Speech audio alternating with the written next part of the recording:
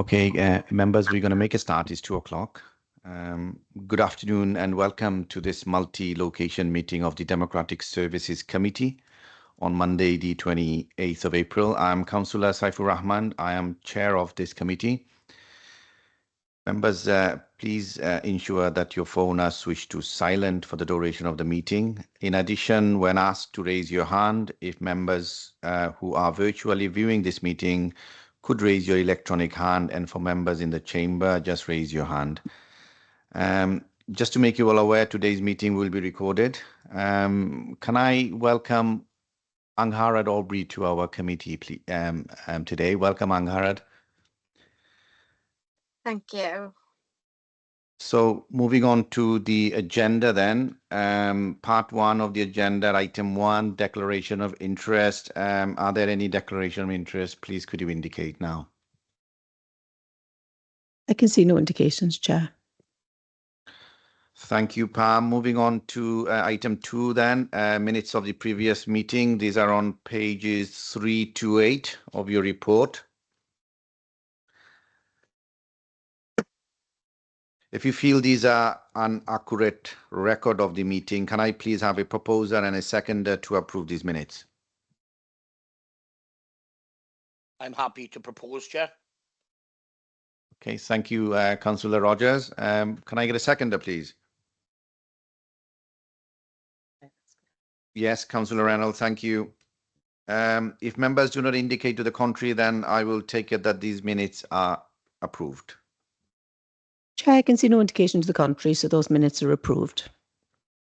Thank you. Agenda item 3 then, the Democratic Services Committee's annual report. This is a standard item that comes to us every year.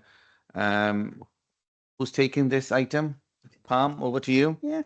So just to let members know, this is the annual report. As the Chair just said, it comes to the committee every year. It's a look back at the work that the committee undertook in 2024-25. It's come into committee today for endorsement and then for commendment to council.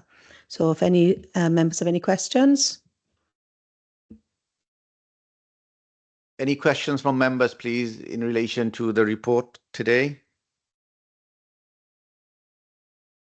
I can't see any. So the recommendations are listed on page 10 of the agenda pack. Can I have a proposer, please, and a seconder?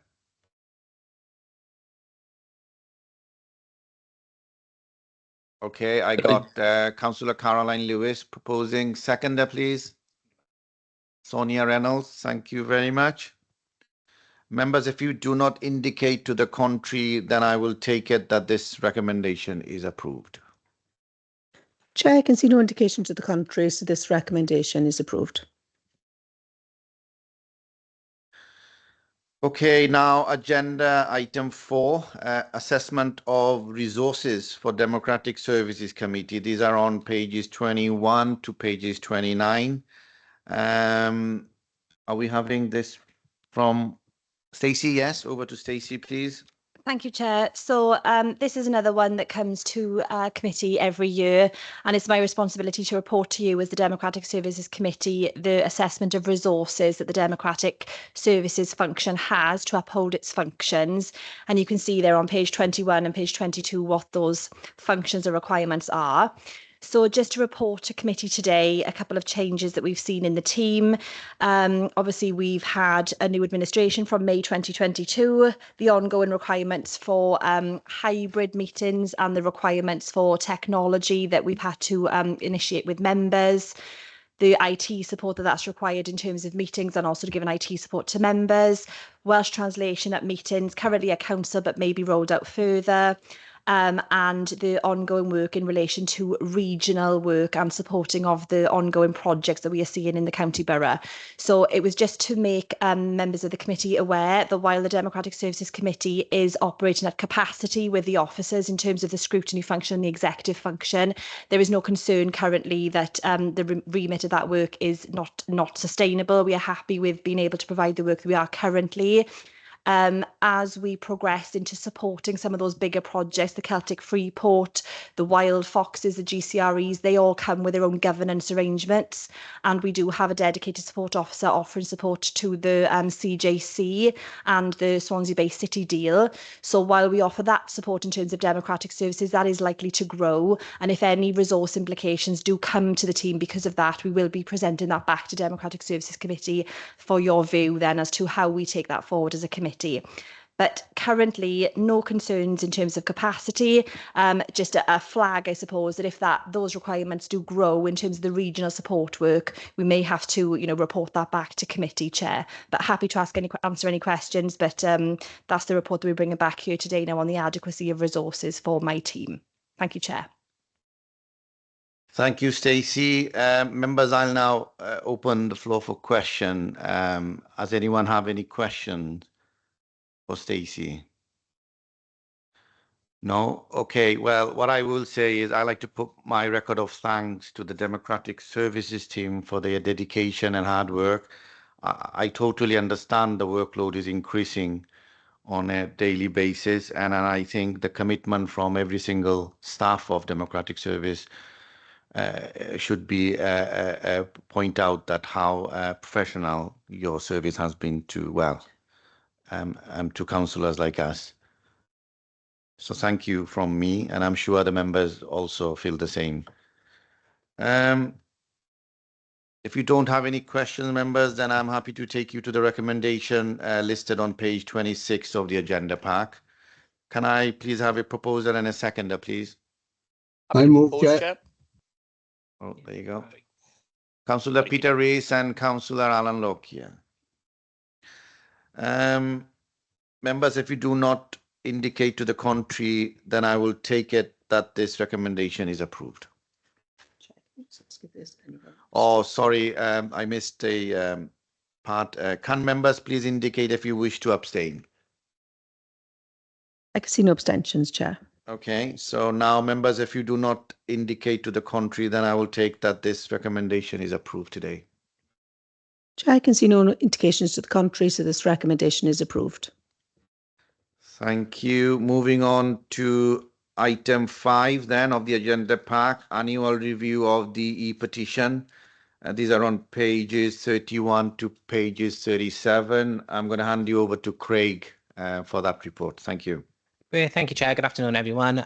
So what we agreed, obviously, back in 2021 and 2022, when we created our petition scheme at that point, is that we would always keep it under review and look to see then ultimately if there were any changes we needed to make or whether we saw any difficulties in the way in which it was operating.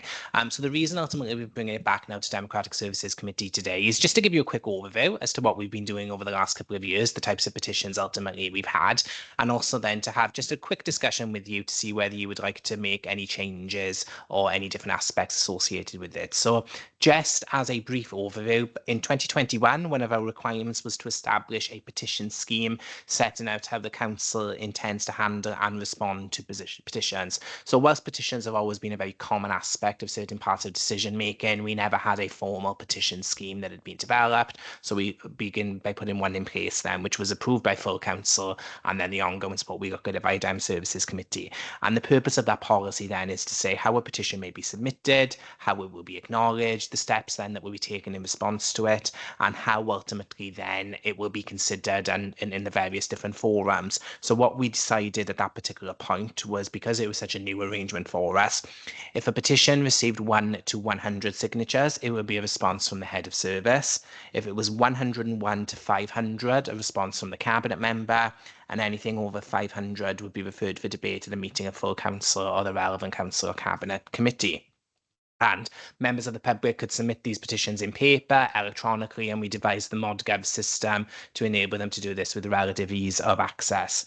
Actually, to date, though, we've only had 3 petitions that have been submitted, and I've included some reference of those in the report. A petition to extend the Flying Star programme in Copen Rupton, a petition in respect of fully accessible public toilet facilities, and then a ongoing consultation petition at the moment in respect of the renewal of bus passes. So you can see with each of those elements, the numbers of people who had actually submitted via the petition were relatively low, but what it meant then was a requirement for the head of service to issue a response. And the way we've ensured transparency is putting a copy of the petition and a copy of the response then available on our website, so anyone should be able to access the same as well.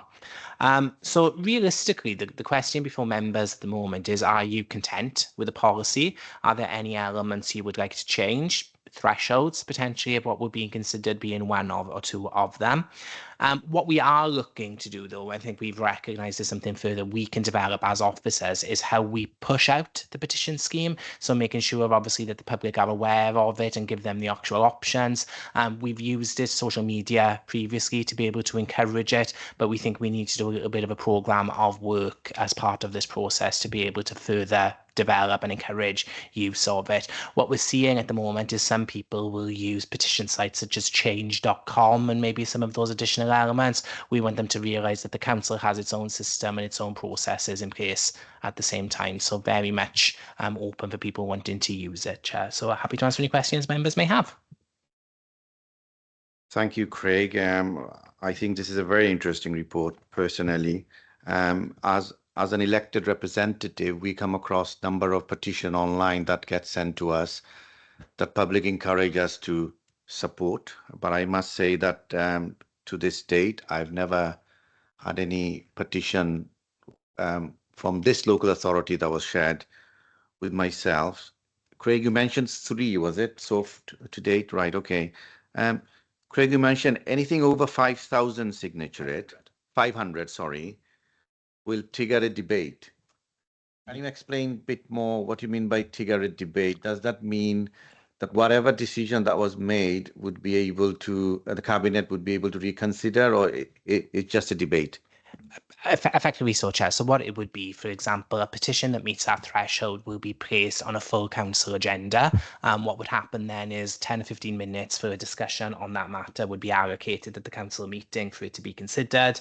And obviously then cabinet members or members of scrutiny committees can look to try and progress it in their own different forums, whatever the case may be. But it's about a public debate over the types of issues that have been raised. And in some cases, it could result in cabinet maybe directing officers to go away and to look at it in more detail. It could be a scrutiny committee decide they want to embark on more consideration of these matters. So it'll just be about putting transparency over the issue that's become forward, members having an opportunity to comment on it, and seeing if there could be some agreed actions to be able to address those points within that petition itself, Chair. Thank you, Craig. What I have noted recently is that there is the current petition. I don't want to particularly go into too much detail, but I've noticed that over 4,500 people locally signed that petition. So ideally, I don't know why they decided to use a third-party platform, but if they did use local authorities e-petition, this could have generated a debate. Okay, thank you. I can see a couple of indications here. Can I first call up on Councillor Sonia Reynolds, please? Thank you, Chair. I was just going to ask, with regards to the 3 petitions to date, none of them made the grade for a response of any kind. Do we do anything? For example, the one on Flying Start with 25 responses or 25 responses. It's it's obviously something which a small group of people are interested in. Has anybody made contact to say you could ask a question at council, or there are alternative ways to make an impact, or has anybody supplied information? What happens with petitions that don't make the grade? Thank you, Councillor Reynolds. So in this particular scenario, and this applies then to all 3 of the petitions we've got, so where the threshold was between 1 and 100, it is a response ultimately from the head of service. So what the head of service will do is they'll consider the request ultimately that's coming and what's being considered, and they will write back to the petitioner to be able to explain why something can be done, why something can't be done, different ways ultimately will be addressed. So in this particular case, explaining what was happening within the Flying Start programme in general, how it was being issued and how it could be rolled out. And what we do then is we put a copy of that response then onto our ModGov website, so it's publicly accessible. So anyone then who will have signed the petition online will get a notification of responses ultimately being received as part of it, just to make sure that's there. So irrespective of whether something attracts one number or 10,000 in that sense, it will always be responded to in some format, whatever the case may be. It's just the forum in which that response takes place is what the petition scheme aims to set out. That's good to hear. If I may, Chair, I wanted to know, when we put out social media posts on this and try and promote the petitions, do we at the same time promote the ability of the public to ask questions in meetings, etc.? We have in the past, and that obviously touches on a second report now, which I'll be bringing just after this one. But I think it's something we've realised from our own perspective is that we have these schemes ultimately in place. We need to make sure we are keeping awareness out there. We're pushing those messages out to try and promote these opportunities as much as possible. And I'll touch on the public speaking one momentarily when we move on to the next report. But I think it's certainly from an officer perspective, something that we've realised we want to do. It's all well and good us having these systems. We need to maximise the potential ultimately for them to be utilised in the different forums. So how we get that message out there. We have done things in social media in the past. It hasn't raised a lot of traction in respect of various different matters, but I think it's something we can look at in respect of scrutiny committees. We've got our own public participation process and the engagement work that's underway there. So it's looking to see how we can bring these together. And I think one of the focuses which I'd like to look at with Democratic Services Committee over the course of the coming year and the new cycle is going to be how we can further promote these different elements as well and have people participating more in the democratic processes that we embark on, because we've got all those tools in place. We just need to make sure now that we're utilising them to the best way that we can. Thank you, Craig. Okay, next I have Councillor Peter Rees, please. Thank you, Chair. Can Craig clarify the wording or whatever in paragraph 23, the financial aspects of this? What are the implications, Craig?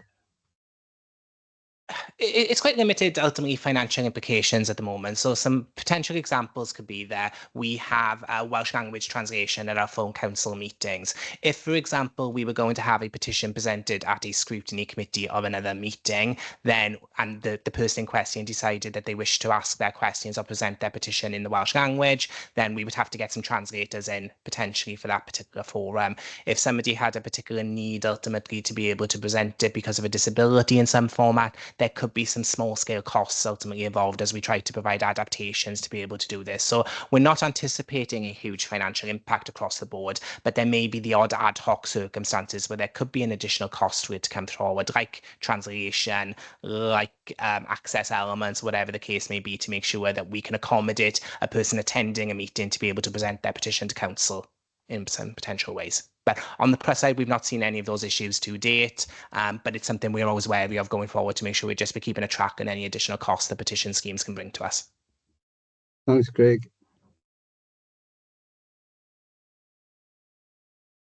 I don't see any other indication. The report is here for decision. Where are we now, Pam? Yeah. Oh, sorry. The recommendations are listed on page 36 of the agenda pack. Can I please have a proposer and a seconder, please? Happy to propose, Chair. Thank you, Councillor Rogers. Seconder, please. Yeah, I second, Chair. Councillor Harvey, thank you very much. Can members please indicate if you wish to abstain? I can see no abstentions, Chair. Okay, members, if you do not indicate to the contrary, then I will take it that this recommendation is approved. Chair, I can see no indication to the contrary, so I can confirm this recommendation is approved. Thank you, Pam. The next item on the agenda is item 6, review of the public speaking protocol. Over to Craig, please, again. Indeed. Thank you, Chair. So again, just to follow up and touch in on one of the points that Councillor Reynolds just mentioned earlier on. So we had all different forums ultimately in place, ultimately where questions could be asked at council meetings and how the public can become engaged in the process. And we've been very accustomed in recent years seeing members of the public attend licensing committees, planning committees, being able to speak in support or against particular aspects aspects. But one of the things we did look at in early 22 was creating a public speaking process for full council meetings and the ability to ask a question at full council or in cabinet or one of our other forums then as well. So we created this process where we would allocate at least 15 minutes at the start of every meeting to enable public questions ultimately to take place. And since we had this policy in place, members will recall we've actually only had one question being submitted to full council, which was earlier this year or towards the end of last year, where we had some questions in relation to I believe it related to my mind has gone blank.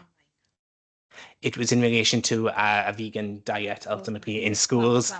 Plant-based treaties, that's the word. Thank you, Stacey, for pointing that out to me there.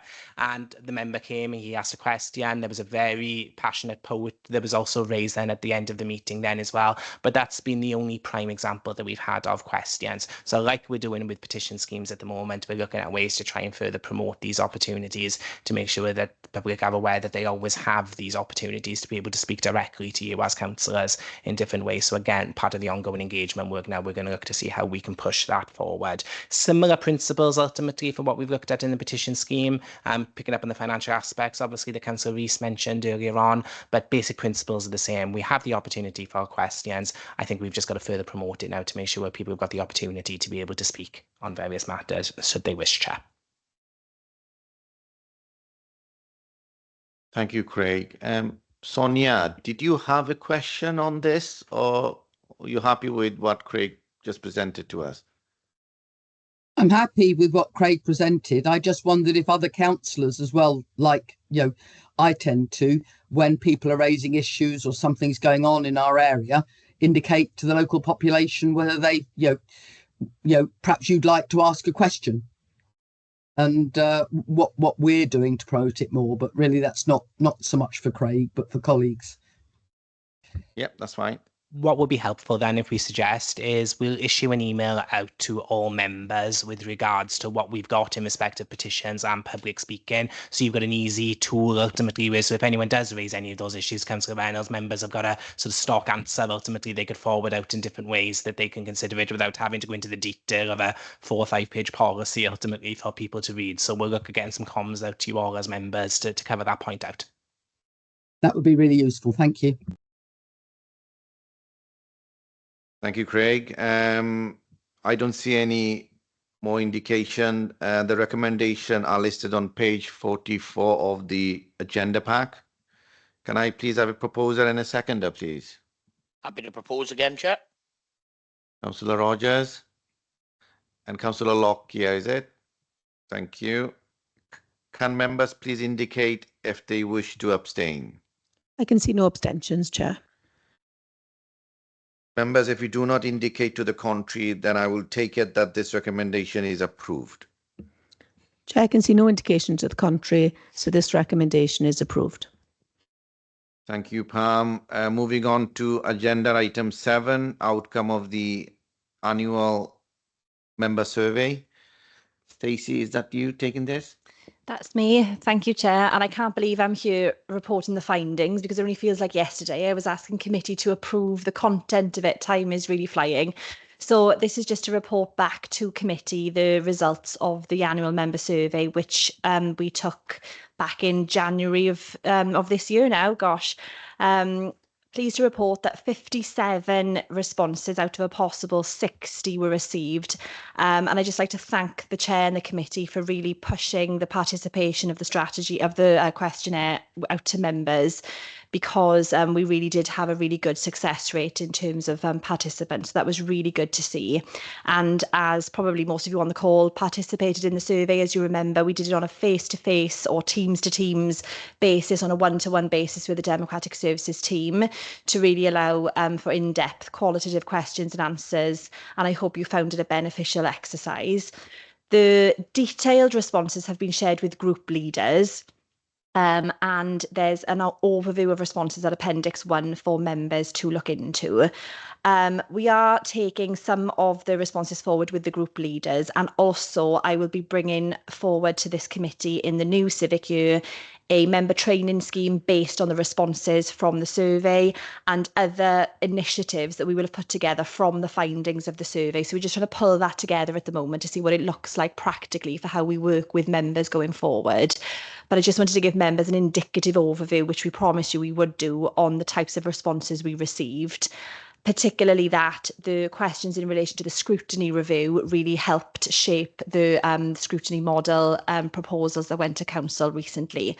So happy to answer any questions, Chair, but if this is just the summary of responses now from the survey that we undertook early in the year. Thank you.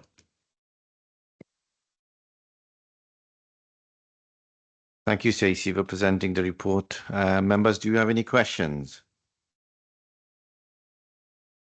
Councillor Reynolds, please.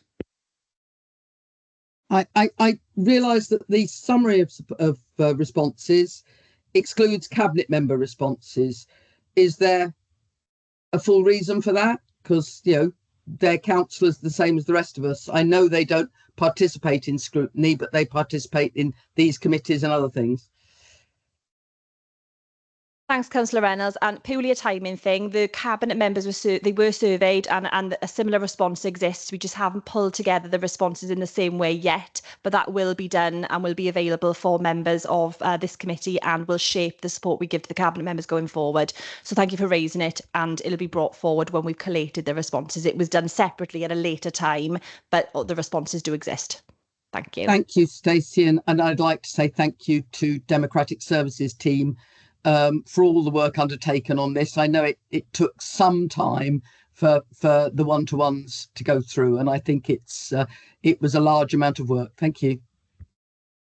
And just to reiterate, thank you to members for responding so candidly, because I know it can be difficult sometimes to really share your experiences and your feedback face to face with members of the team. So again, my thanks for being so candid in your responses, because it really does help us going forward. Thank you, Chair.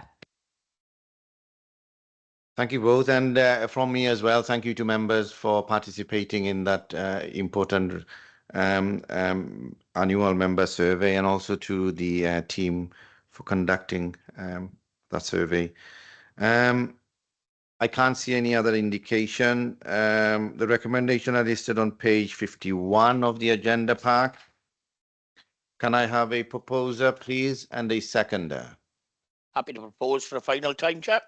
Thank you, Councillor Rogers. Seconder, please. Councillor Lodwig, is it? Yes, can I? Yeah. Oh, Councillor Reynolds, did you put your hand up, or was it to second? It was to second. All right, okay. No worries, thank you. Can members please indicate if you wish to abstain? I can see no abstentions, Chair. If members do not indicate to the contrary, then I will take it that this recommendation is approved. Chair, I can see no indication to the contrary, so this recommendation is approved. Thank you, Pam. There are no urgent items for today's meeting. We don't have the forward work program because this is the last meeting of the civic year. So this just leaves me to say thank you very much for attending, and I can now declare the meeting closed. Thank you. Thank you. Bye.